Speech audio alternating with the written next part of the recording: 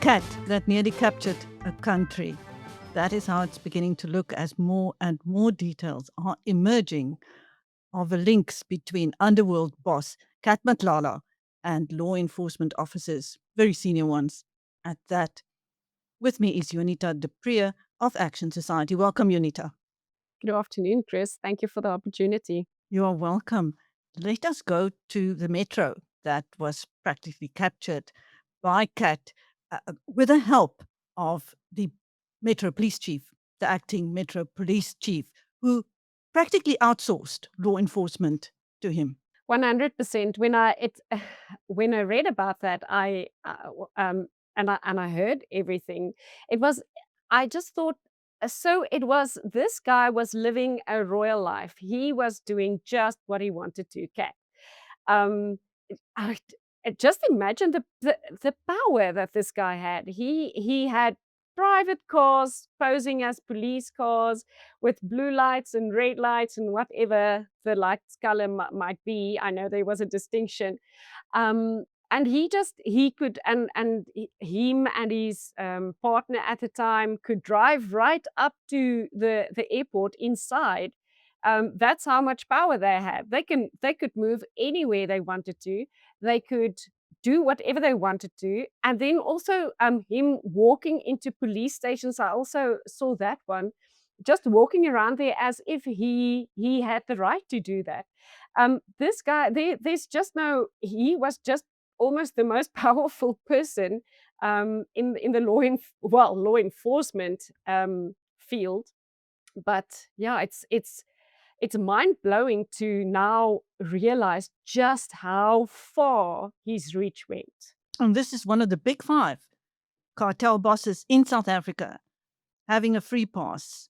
Exactly. And I was wondering if, well, we know about him. Some of the others, we don't have confirmation on the names yet. But is it only him who had this free pass, or did it extend to them, or did they have the same kind of deal with whoever made the decisions or gave the permission? But it just shows that these guys could do whatever they wanted to, and it is it is not a surprise that they did what they wanted to, because they knew they could get away with it. They I want to say they were very smart in working out where to make the connections, to have the networks, to do whatever you want to, because it seems like a very well thought out plan to get your hands on exactly what you wanted to. Um, but they weren't as smart as they thought. So because they were people who still have integrity, and for who it is not the money that talks, but who are concerned for the safety of South Africans, and who understands that it is their work to keep South Africans safe. So we are very thankful for those people, but they got away with it for so long. Again, hoping this will be a commission with consequences, because otherwise it's just a fact-finding mission, not just proving what we all suspected. And that EMPD acting chief, who has now been suspended, the Matlala Commission hearing that he even ordered officers to clean up a crime scene, put a body on a bucket, dump it in a dam. This after this man died during interrogation from torture, from old-style tubing, and had told the officers that he had 500,000 rand at home. He is a person who should never, ever, ever in his life, ever again, be in any position of authority. And if I'm not mistaken, there were calls for him to be investigated, to be get to move away. But and why not? Why did it not happen? Why did it go on so long? Probably because of the connections and the people protecting him, because he was doing favors and other people were doing favors for him. It's so wide But I'm very thankful that he's now out of the picture. He should get the consequences. It should not just be golden handshake again, like we have seen in the past. He should really pay the fee that he is due. Now, that same officer, there was footage of him stealing copper cables during an illegal raid. I mean, what did he not get up to? Yeah, he is a criminal who was working in the police, and what a better setup for a criminal. Um, you work in police so you can make sure that evidence disappears, that the wrong people question you, the right questions are never asked, and there are no consequences. It was a great setup for him, and thankfully it is coming to an end now. And but it makes me think, with all the cases that Action Society is involved with, um, how on the ground is he the only crooked cop, or well, middle management cop that's like that? Because he gives such a bad name to the police officers who want to work there, who want to protect South Africans, who were born to do that job. And now people think, police officers, you can't trust them because this one guy um, is a crook, he's a criminal. But then it also makes me think, the vetting and everything that goes into putting somebody in a position like that. What, did that fail? Did he only start becoming a crook inside the police? What were the reasons?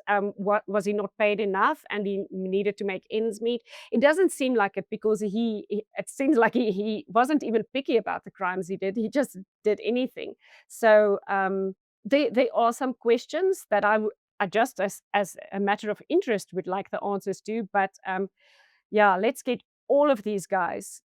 Doesn't it matter which level of management or how low in the rankings you are, get all of these people out. We don't want them looking after us. Well, he was certainly not the only one in his department, because it emerged that there are 275 of them working with criminal records there. Yes, when that came out, it was big news, and it we at Action Society, we made a big deal about it when it came out that so many teachers have a criminal record, which is unacceptable. But for obvious reasons, because you don't want a criminal in contact with your child. But now we realize, oh, but the people who are supposed to police the, the criminals are the ones with the criminal records. I am sure for many people it doesn't come as a shock, but just to have the proof, to hear 275 people do have criminal records and they are working in the police force. I mean, Well, in one how department. on earth? In one department, not just even, it's so shocking. Robertson, a small town in the middle of nowhere where a wine farmer claims to have sold a Volkswagen up to We Buy Cars. A farmer. What car did you really sell them? A VW. Right here in Robertson. Small town, but we know about We Buy Cars. Yeah, but what's a farmer doing with a VW up? It was just a runaround. Cool cover story. And I see you traded it in for this, like a double cab Denay. Were they all out of ranges? We Buy Cars, the easiest way to sell your car by far. Well, I'm sure that you are also looking forward to the testimony of Kat Matlala when the Ad Hoc Commission, Ad Hoc Committee moves to prison. Apparently, he's very eager to testify. Let's hope he doesn't get Epsteined before then. Yeah, I'm sure he is very eager to give his side of the story, because obviously he wants to now cover his back and say, "Oh, but I'm not going down alone. I'll take everybody with me." But yeah, but it seems like he still wants to control everything, like he was used to. He wants not to come out of the police cell; they must come to him, and he's still trying to rule the roost, even from prison. So Yeah, and because he's afraid of the police and he's afraid that something might happen if they brought him to Cape Town. But again, like I've said in the past, should have thought about that, my friend. But I think his fears are probably founded because he has now made many enemies. Now, over to the Ad Hoc Committee, where it was the ministry's chief of staff, once again, giving testimony of a meeting between former police minister Senzo Mchunu and the African National Congress's former election fixer, Brian Mogotsi. Yeah. So this person is now confirming what Mchunu said it didn't happen or didn't exist. Um, yeah, you should think about the people that's working around you, because they are keeping their eyes open and they know what is happening. But again, why was this person your high up when you're the staff manager? Why do you not question that? Why do you let it slide? Um, I I I get so tired of everybody. Yes, it's great. Everybody is telling their side now, but why did they not do it earlier? Why did they not say, "Listen, something is up"? Maybe he did, but we don't know all the exact details. But I get so tired of people just standing by, seeing that something bad is happening and not acting, because that is the problem that we have in South Africa. So many people knows and sees something that is, you hear next door a child, something is happening to a child, and you just turn away. Then you are just as guilty. It is the same thing. We should look out for each other and speak up when you see something is happening. Don't make it somebody else's problem. But we've also heard about how people who have tried to blow the whistle were suspended, hit with false charges, malicious prosecutions. And I think some people don't speak up because they're scared, and others have seen what can happen to them. It is definitely a risk. It is something you have to consider, that there might be risks. But if we are all afraid, and then we cannot, and we don't act, then we cannot expect there to be any changes. If everybody is afraid and everybody just turns a blind eye to the bad things that are happening, um, then then there is no hope. Over to the suspended Deputy National Commissioner Shadrack Sibiya, his associate bodyguard, legal advisor, uh, unclear as to exactly what he is. He was with him in Parliament, and the general was driving his bakkie when the police raided his place. So he was so offended by what was said about him at the Matlala Commission that he went to lay defamation charges because he felt his character had been impugned. There's just been a press conference where it has emerged that there are 29 cases against him, 10 of motor vehicle theft, 8 of car hijacking. Also, that a SAPS employee accessed the criminal records system and made adjustments to his records. So maybe that's why he felt he could go and lay a charge, because he must have thought that there was nothing to be found. But he once again underestimated the police in KZN. Well, he underestimated many things. I was also watching the press conference, and so it's laughable that you want to sue for defamation, but there is no character to protect, really. You are a crook. It's right there, and I think you're right. He thought it was cleared from the system. The last thing before I switched off was him applying for firearms licenses and for competency, and also on that there was some uh, sleight of hand going around. And it was at the same station all the time. And then finally in Richards Bay, but then in Gauteng, it was approved. Um, yeah, it is very clear that he had connections. But I am I'm so happy that the connection he had, the lucky he had, who fiddled with his record, wasn't smart enough to change it on the back end as well, because that is where the information is now coming from. It's still on there. So you can delete it in the front, but it stayed in the back. And now we can pinpoint, oh, this person was the one pressing the button. This was the police station where it happened. So I'm very happy that this person was incompetent in doing exactly what he should. But yeah, unfortunately, with things like firearms and records, and this is not for petty theft kind of charges. Like you said, it's motor vehicle, it's hijacking, it's violent crimes that he had on his name, and some of them were pulled back, some of them withdrawn, some of them just But he has completely convictions. wiped from the system. But he does have convictions. But it's it's with the competency. The reason why it was the first couple of, I think it was 3 times or 4 times it failed, was because they could see on the system that there was a pending criminal case against him. Then you can't get your competency. But then afterwards in Gauteng, that was no longer an issue. But the things were still pending. So everybody who had a friend in CAT and colleagues seems to have picked the fruits, and they had a jolly royal nice life where they could basically do just what they wanted to with no real consequences. Yeah, and Cat seemed to have been working his way up to the throne, the uncrowned king.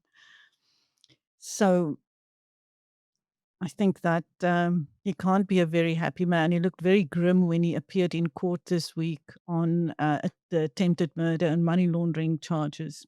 Also in court this week was alleged murder mastermind KT Molefe, still on bail. Yeah, his big friend Katie.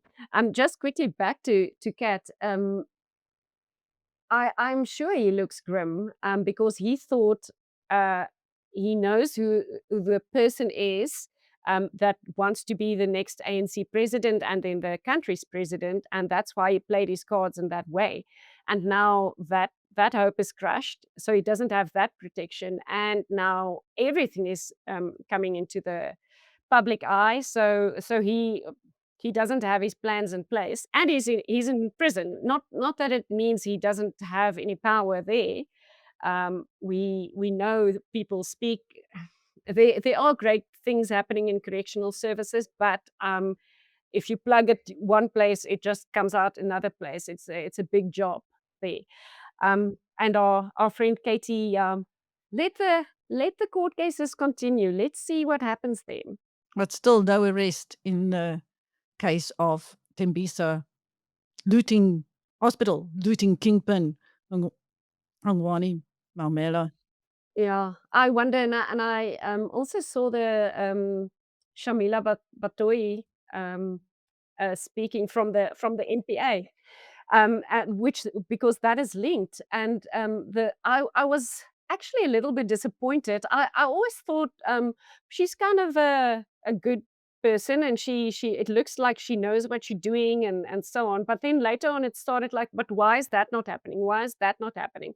And from her questions, her answers in the committee and the commission, wherever I can't remember who is now. Committee. In the committee, everything was there. The takeaway I got from her was there was no real urgency for her in doing all of these things, because they asked the question and she said, "Oh, yes, I will definitely write a letter."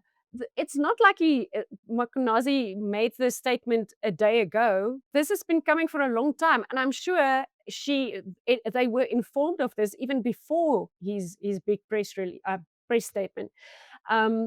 Why now do you say, oh yes, I still have to? Why is the letter not written yet? And then with the Gupta people not coming back to the country, oh yes, it was turned down, but we'll write another request and we'll change the wording and add some other charges.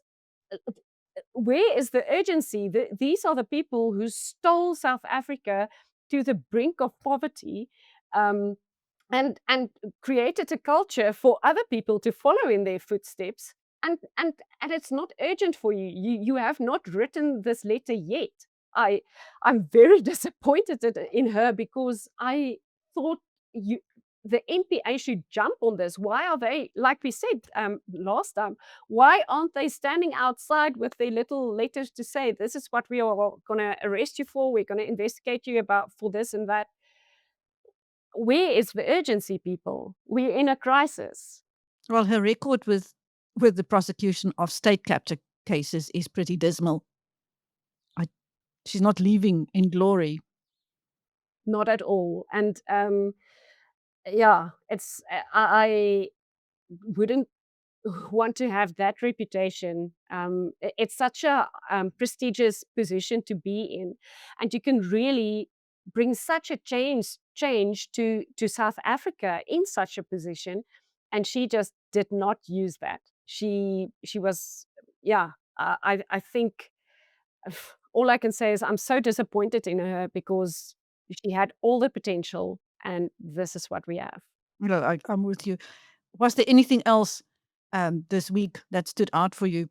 Well, we are always busy with our Action Society cases. So what I was thinking, and I saw that you spoke to Ian Cameron as well, and what we keep on thinking is he mentioned that as well, is yes, we have the commission and we have the committee, and everything is coming out, but how does this affect the people on the ground, the police officers, the public, the victims of criminals? And because it's not just high level corruption criminals and crimes, they have their tentacles everywhere. So if there's drugs involved, it could be all the way down to the floor. Um, we want to know how, because our lives continue. It doesn't really have an effect, but how will this affect us, and will it affect us? I do hope that I hope it brings consequences and changes, and that it filters down to the public and the good people who's doing their jobs in the end. Because then it will affect us. But at the moment, it's all fun to watch and to see the shock and awe, but we don't really feel it on the ground yet. Well, at least there's been public naming and shaming instead of the cover-up that preceded that press conference. Thank you, Juanita. But before I go, I want to say thank you to our biggest fan, Garth Brooke in Clarence, who writes us the most wonderful letters of support and who has dubbed our chats the Chatterley Show. Thank you so much, Garth. Thank you, Garth. That was Juanita du Preez of Action Society speaking to me, Chris Steyn.